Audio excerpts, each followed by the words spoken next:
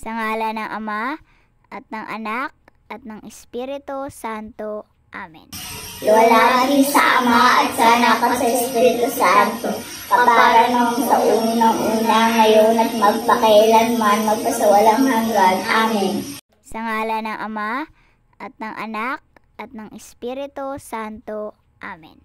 Ito po ang YouTube channel ni Brother Well Apro, isang CCC, Catholic Content Creator. Gamit ang Catechism of the Catholic Church. Kaya po, ito ay para lamang sa mga Catholic Christian community. Kaya, simulan na po natin ang ating Catechism.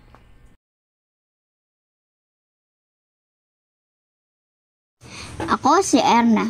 Noong nasa sinapupunan pa lamang ako ng aking ina, tinanong daw ang aking ama ng isang kasamahan sa simbahan, "May PhilHealth ka na ba?"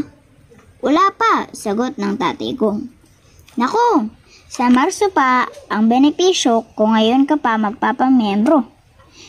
Kabuwanan na ng asawa mo sa Pebrero." Kaya, ang ginawa daw ni nanay at ni tatay, kinakausap akong lagi sa loob ng sinapupunan. "Anak, wag ka munang lalabas ng Pebrero. Marso na, kulang ang ating pera." Kaya, isinilang ako noong 1 ng Marso.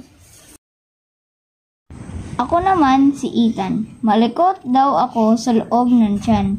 Kaya nawala sa alain nang malapit ng isilang. Mauuna ang mga paa sa halip na ang aking ulo. Kaya paulit-ulit daw akong pinatugtugan ng mga awiting pangsimbahan. Mula sa ulo hanggang talampakan. Kaya success, nakalabas ako ng maayos at di nasesarya. Naririnig ng bata sa loob ng sinapupunan ang mga ingay sa labas ng kanyang daigdig. Ang maiingay na tunog, gaya ng pagsasara ng pinto, o malalakas na tugtugin ay nakararating sa kanya. Ang pandinig ng fetus ay gumagana na simula pa sa ika-4 na buwan. Kaya nga ng 6 na buwan na si San Juan Bautista sa sinapupunan ni Santa Elizabeth na kanyang ina. Tuwang-tuwa siya sapagkat dinalaw siya ng ina ng Diyos, ang mahal na Birhing Maria. Nang marinig ni Elizabeth ang bati ni Maria, nagagalaw ang sanggol sa kanyang tiyan. Napuspos ng Espiritu Santo si Elizabeth at buong galak na sinabi, "Pinagpala ka sa mga babae, at pinagpala rin ang dinadala mo sa iyong sinapupunan. Sino ako upang dalawin ng ina ng aking Panginoon? Sapagkat pagkarinig ko ng iyong bati, ay nagagalaw sa tuwa ang sanggol sa aking tiyan. Mapalad ka sapagkat nanalig kang matutupad ang ipinasasabi sa iyo ng Panginoon." Anak pa lang, at mira naman yung hindi pinagkakalooban ng Diyos ng anak. Pero may purpose siyempre ang gabi natin kung pwedeng tanongin doon. Sigurado ako, may tayo rin ng Diyos. Bakit may mga nagpapakasal na hindi nagkakaanak? Yung unang tanong ko po, kung nilobin ng Diyos na kayo ay magkakaanak, ay walang panganak, ilang taon ang inyong plano, kung nagpaplano na kayo, nag-uusap na kayo na ano yung mangyayari, bago nyo turuan ang inyong anak. Ilang taon bago nyo tuturuan. Kung sa pananampalataya, kung sa academic, kung ano man gusto nyo ituro. Ilang taon yung naisip nyo na sisimulan nyo ang pagtuturo sa inyong magiging anak. Tutut na yun.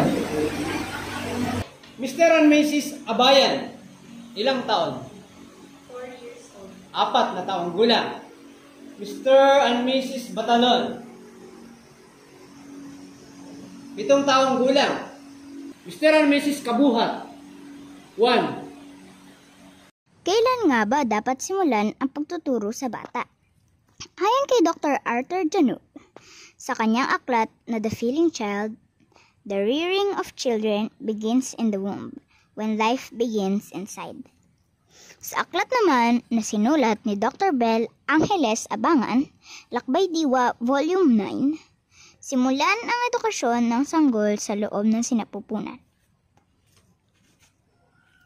Kaya, Maaring iparinig ang Biblia, talambuhay ng mga santo at awitin na pansimbahan nating mga Katoliko, lalo na ang mga salmo. Sa Catechism of the Catholic Church, number 1666 ay nakasaad. Ang tahanang Kristiyano ay ang puok na dito tinatanggap ng mga anak ang unang pagtuturo ng pananampalataya. Ayon naman sa banal na kasulatan, ituro sa bata ang daang dapat niyang lakaran at hanggang sa paglaki di niya ito malilimutan. Ang mga magulang ay pangunahin at pinakamahalagang tagaturo ng kanilang mga anak.